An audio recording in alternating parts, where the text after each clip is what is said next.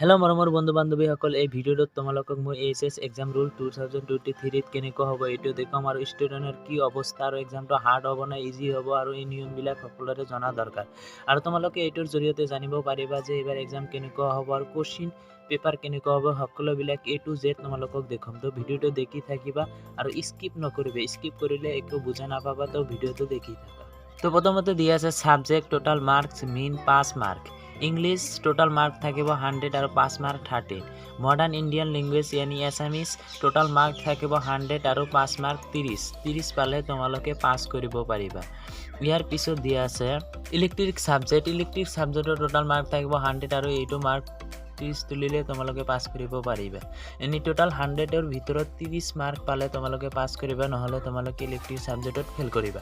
তাৰ পিছত দিয়া আছে ম্যাথমেটিক্স 100 মার্ক থাকিব 30 মার্ক তুলিলে পাস, কমার্স 100 মার্ক থাকিব 30 মার্ক তুলিলে পাস, ইকোনমিক্স 100 মার্ক থাকিব 30 মার্ক তুলিলে পাস, এন্ড একাউন্টেন্সি 100 মার্ক থাকিব 30 মার্ক তুলিলে পাস।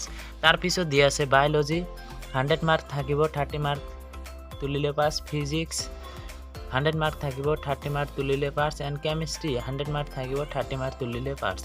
তো তোমালোকে ইয়াৰ জৰিয়তে জানিব পাৰিলা যে কিমান মাৰ্ক থাকিব আৰু কিমান তুলিলে পাস কৰিবা। আৰু যেটো এক্সাম হৈ আছে SSLC এক্সাম এবাৰ ফাইনাল এক্সাম আৰু এইটো কোৱেশ্চন পেপাৰ হাৰ্ড হৈ আছে, গতিকে তোমালোকে ভালকৈ পঢ়িবা আৰু এক্সামটো ভালকৈ দিবা।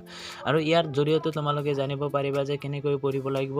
তোমালোকে অলৱেজ ভালকৈ পঢ়িবা, নহলে এবাৰ এক্সাম বেয়া হ'ব, কিয়নো এইবিলাক কোৱেশ্চনটো হাৰ্ড হ'ব আৰু এইটো লৈ সকলোৱে কনফিউজনত আছে। তো তোমালোকে ভালকৈ পঢ়িবা, অলৱেজ তোমাৰ মাইণ্ডটো পজিটিভ ৰাখিবা, কিয়নো পৰীক্ষা ভালকৈ দিব লাগিব আৰু ভালকৈ পঢ়িব লাগিব, গতিকে তোমালোকে ভালকৈ পঢ়িবা। আৰু কোৱেশ্চন প্ৰিভিয়াছ ইয়াৰ যিবিলাক কোৱেশ্চন আছে এইবিলাক সলভ কৰিবা, কোৱেশ্চন বেংক সলভ কৰিবা, আৰু যিবিলাক ইম্পৰ্টেণ্ট ভেৰি ইম্পৰ্টেণ্ট কোৱেশ্চন এইবিলাক বেছিকৈ পঢ়িবা।